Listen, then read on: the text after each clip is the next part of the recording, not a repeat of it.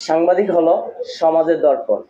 সমাজের দর্পণ সাংবাদিকদেরকে কেন বলা হয়? কারণ সাংবাদিকরা সমাজের মধ্যে যে সকল নিয়ম এবং অনিয়ম থাকে, এই নিয়ম এবং অনিয়মকে উপেক্ষা করে সত্য তথ্যকে উদ্ঘাটন করে সমাজের সুবিধা বঞ্চিত মানুষদের জন্য প্রচার করে থাকে।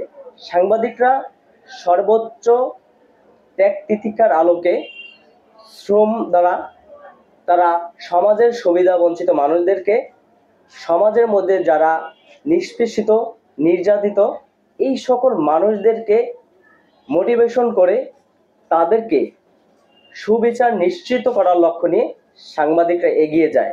একটা সমাজের মধ্যে যখন অনিয়মতান্ত্রিকভাবে সমাজের সুবিধা বঞ্চিতদেরকে বিভিন্নভাবে হয়রানি করার উদ্দেশ্যে কিছু কতিপয় ব্যক্তিরা রাজনীতিকে ব্যবহার করে অপরাজনীতি করা শুরু করে এবং যারা দুর্বল মানুষ তাদের উপরে নানা ধরনের নির্যাতন চালিয়ে যায়।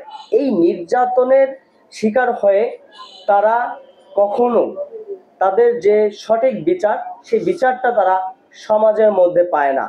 সমাজের মধ্যে এই সুবিচার নিশ্চিত করার জন্য সাংবাদিকরা আপ্রাণ চেষ্টা করে যান।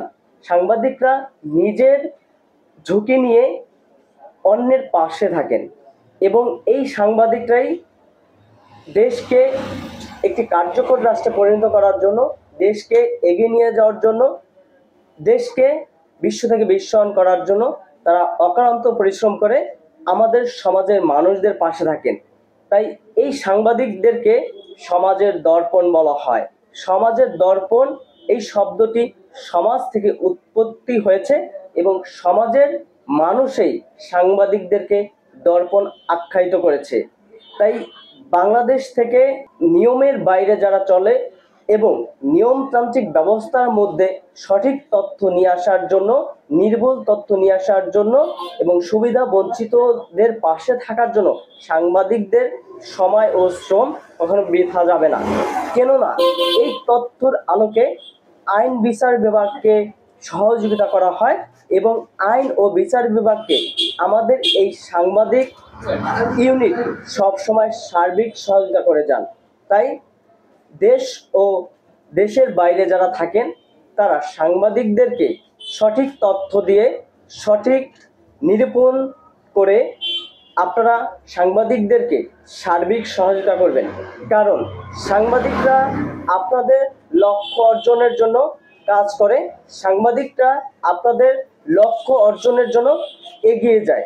তাই সমাজের মধ্যে দুর্নীতি, দুর্বৃত্তায়নের মধ্যে যারা আছে কিংবা সমাজকে অস্থিতিশীল ভাবে তৈরি করার জন্য যারা বিশৃঙ্খলা তৈরি করে, যারা রাজনীতির নামে